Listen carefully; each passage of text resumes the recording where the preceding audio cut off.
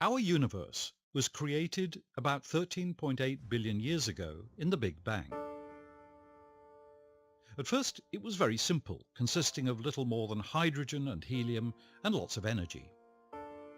There were no stars or galaxies, no planets, and certainly no living creatures. Then, gradually, more complex things appeared. The first stars and galaxies probably appeared within about 200 million years of the Big Bang.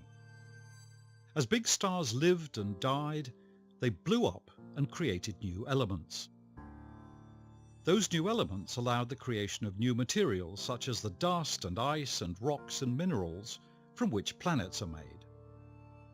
Our Sun and Solar System appeared about 4.5 billion years ago, and by 4 billion years ago it's likely that life had emerged on Earth. Life evolved and diversified, but most of it consisted of tiny, single-celled organisms until about 1 billion years ago the first many-celled organisms appeared. From about 500 million years ago, big creatures became much more common, from trilobites to trees to Tyrannosaurus rex. The first humans evolved very recently, just about 200,000 years ago. Though it wasn't obvious at the time, the appearance of humans turned out to be hugely important, because humans were able to share ideas and information better than any other species that ever existed. Using that ability, our ancestors gradually built up stores of information that allowed them to control their environments more and more powerfully. The process accelerated until in just the last 100 years, we have become so powerful that what we do in the next few decades will determine the future of the oceans, the climate, and of most other species on Earth, including our own descendants. Many scholars believe that this represents a new geological epoch, the Anthropocene.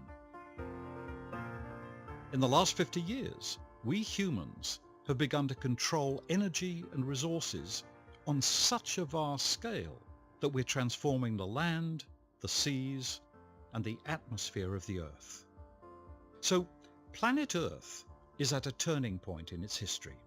Humans, now the dominant species, will either lead the biosphere towards a flourishing future or to catastrophe, perhaps triggered by nuclear wars that could ruin swathes of the planet in just a few hours, or caused more slowly by the continued release of greenhouse gases until the land is flooded and global climates are too hot to grow enough food.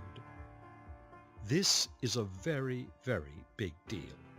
Never before has a single species determined the future of the entire biosphere.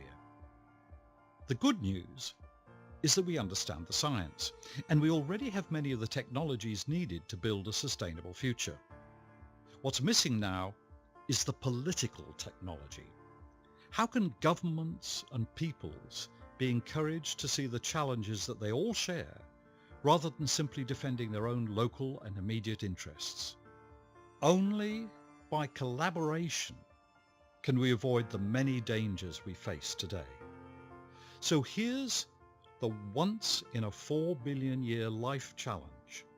Can we steer planet Earth towards a prosperous future in which humans and all the other organisms on which we depend can flourish for thousands, even perhaps for millions of years into the future?